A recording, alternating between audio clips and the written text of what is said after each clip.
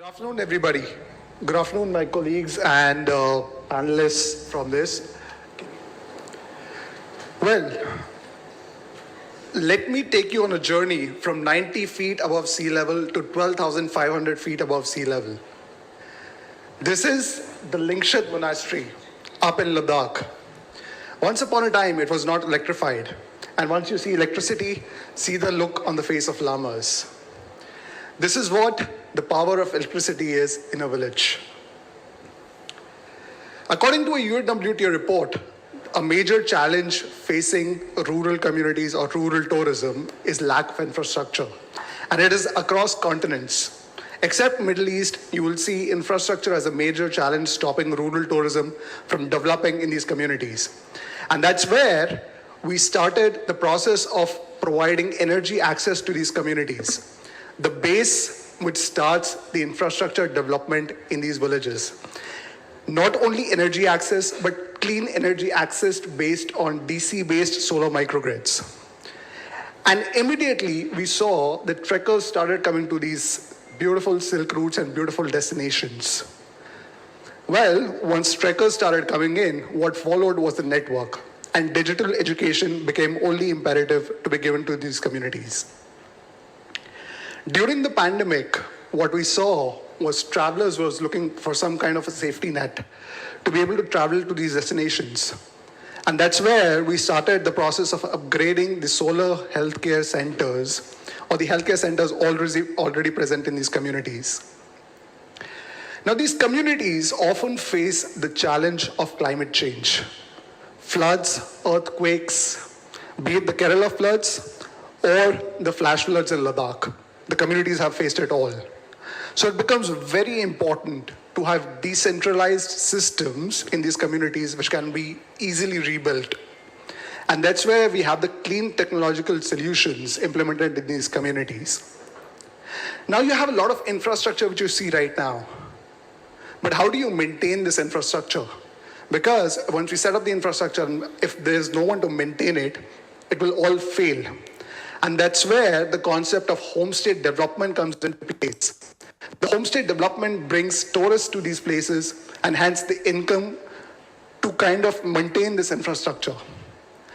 All of this, be it the homestay development or training local women on solar skills, all of this is not possible without skill development. And that's where we have been training these communities on all the aspects of infrastructure development and homestay development. Now, one might think, how do you get the financing for doing all this? Do you see these travelers walking on this beautiful trail? Well, travelers act as a source of bringing finance to these communities. A traveler takes an expedition to these beautiful areas on once popular silk routes, and they electrify these villages. They provide the infrastructure access to these villages. Look at the traveler, she's from Canada who's installing the light bulb, and the other traveler standing behind her is from Chile. So people from different countries, different walks of life, taking a journey to electrify a village. That's the story. So far, we've impacted more than 350 villages, over 300,000 lives, and operating in 5 different regions of Himalayas in India. It became mandatory for us to bring in rural homestays and rural experiences to maintain this kind of infrastructure which we have set up and to make these villages sustainable.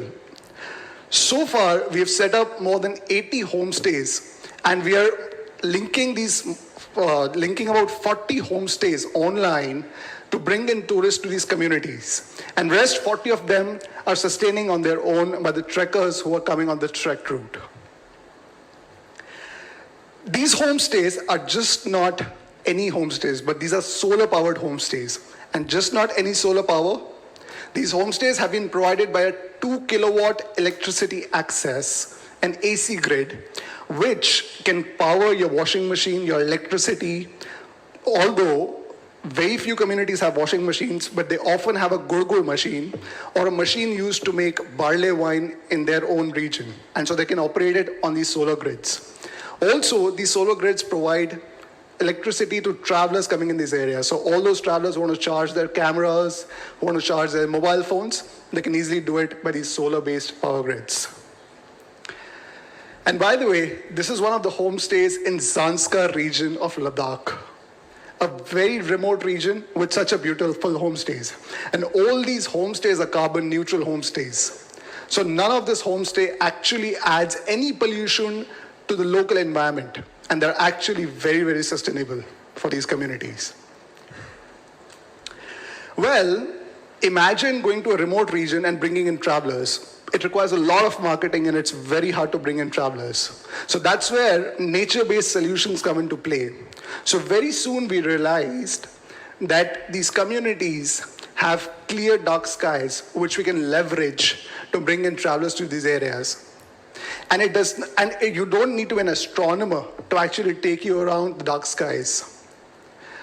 So we train these communities on basic skills and we combine the legends of what they had in these communities about the stars. And in the earlier times, we used to navigate our paths using stars. So the legends which used to exist along with the modern science, that's what we combined to bring astronomy-based experiences in these communities.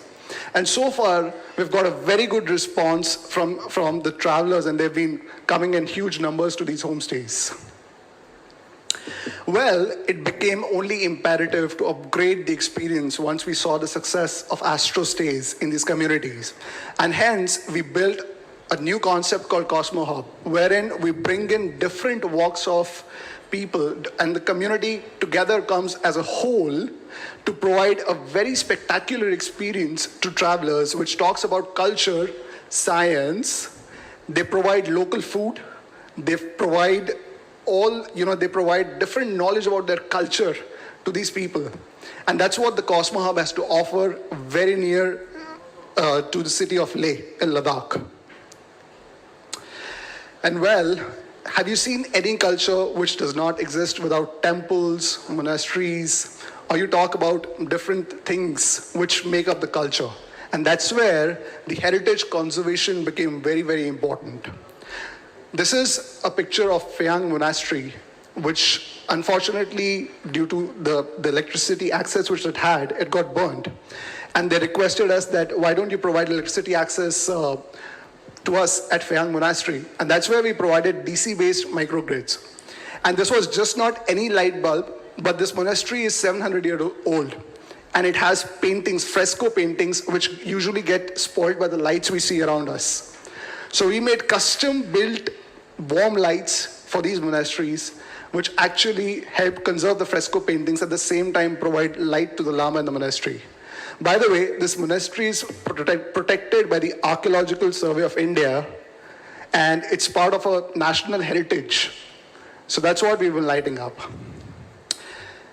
This is Anubhav from GHE Impact Ventures, and this is a picture from 14,000 feet above sea level of the dark skies.